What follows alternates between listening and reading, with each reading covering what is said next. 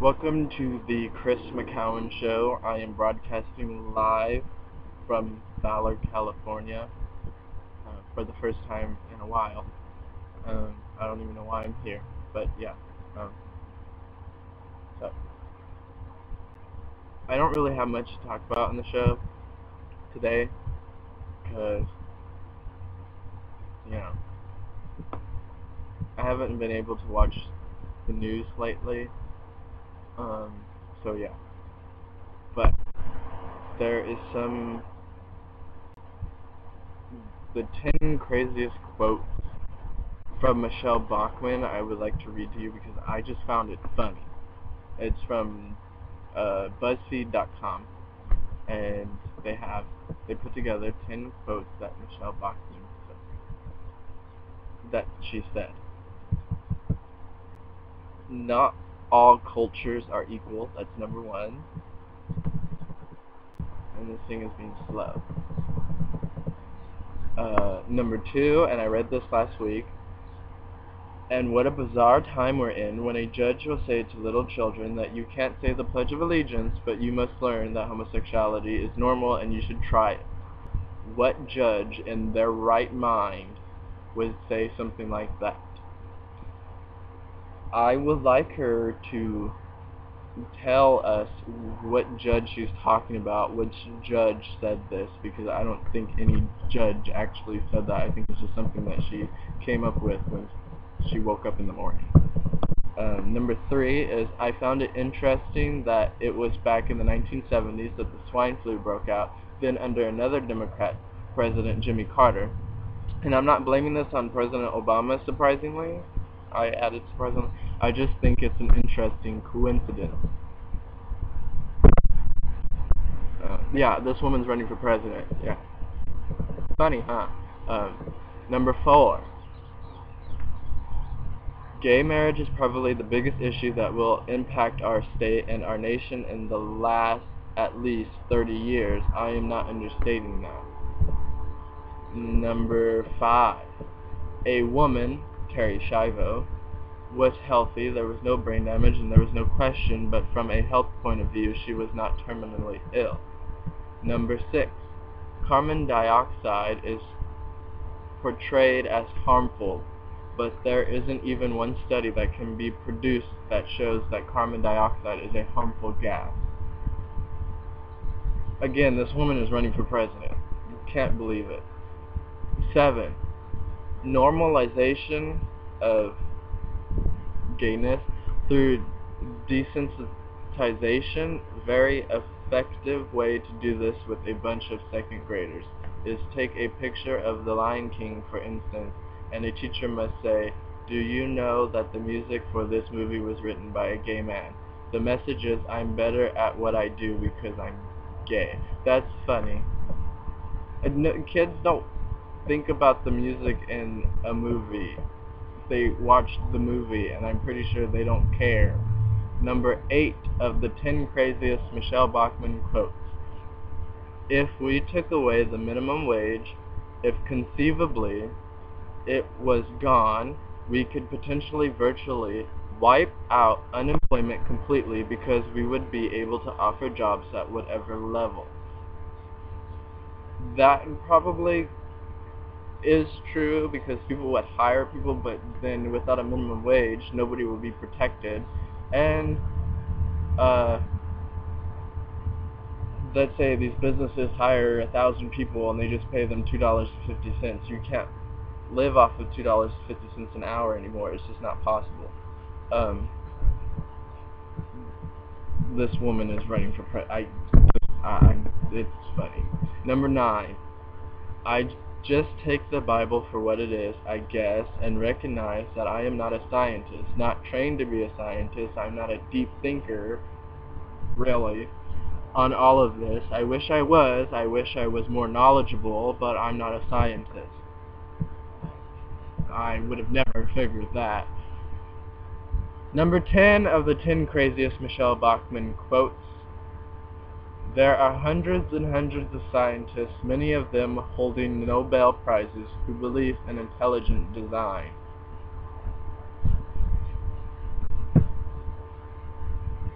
I hope that she does not win. I'm serious.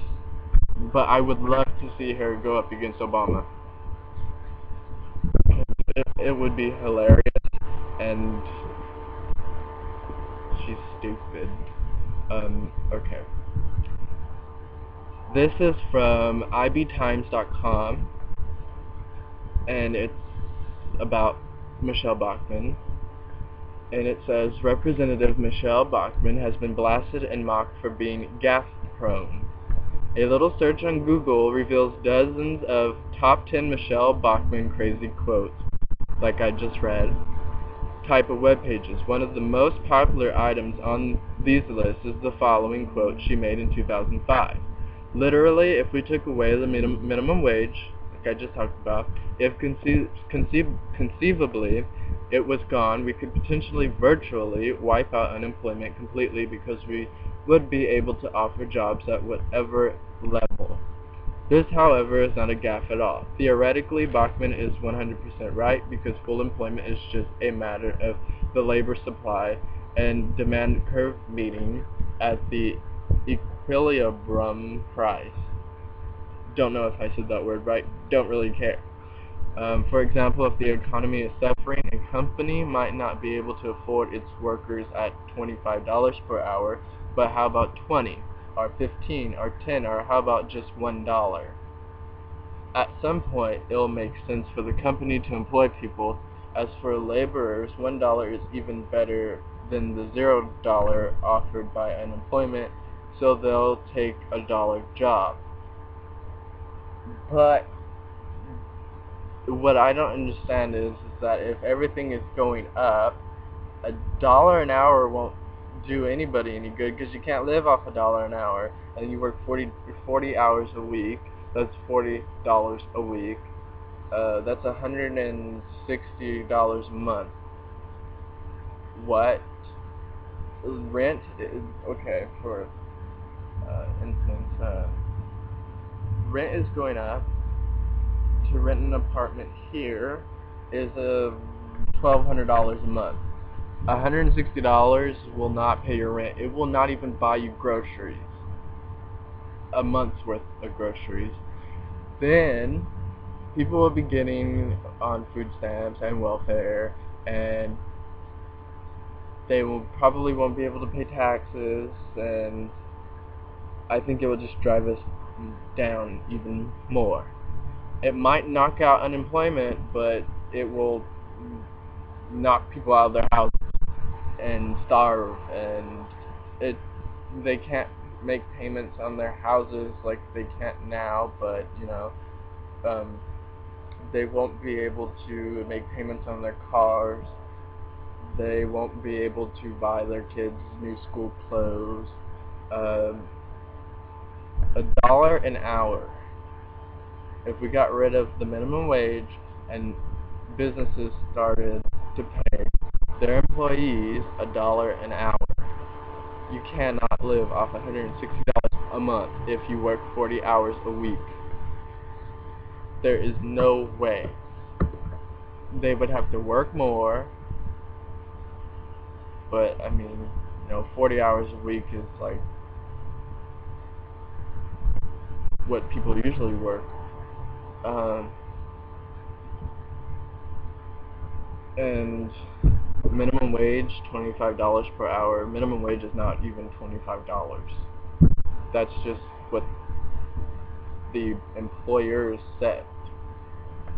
$25 per hour for a job. I don't even know anybody that makes $25 per hour. I know people that make $12 an hour, but like I said, that's what they set.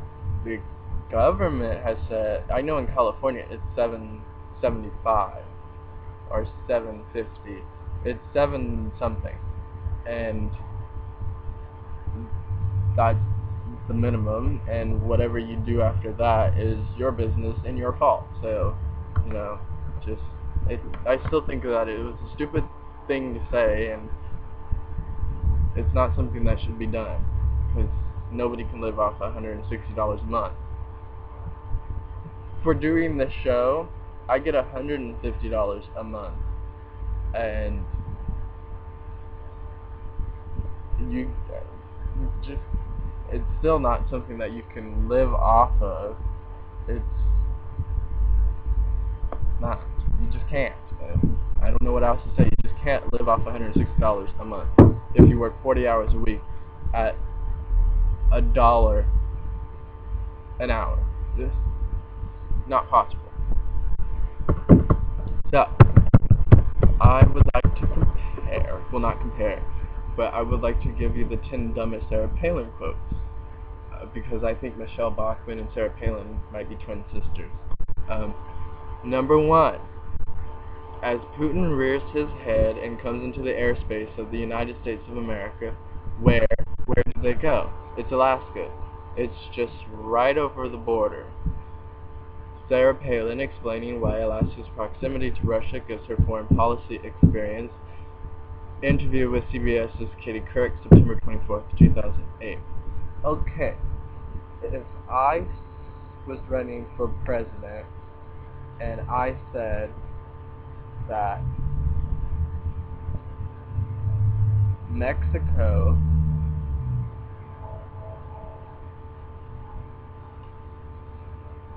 how am I going to put this? Okay, Mexico is right over the border, which it is, if you go south. And I know that, and I know that a lot of Mexicans are coming over here. That would give me foreign policy experience too, right? No. Wouldn't. So, yeah. Anyways. Number 10.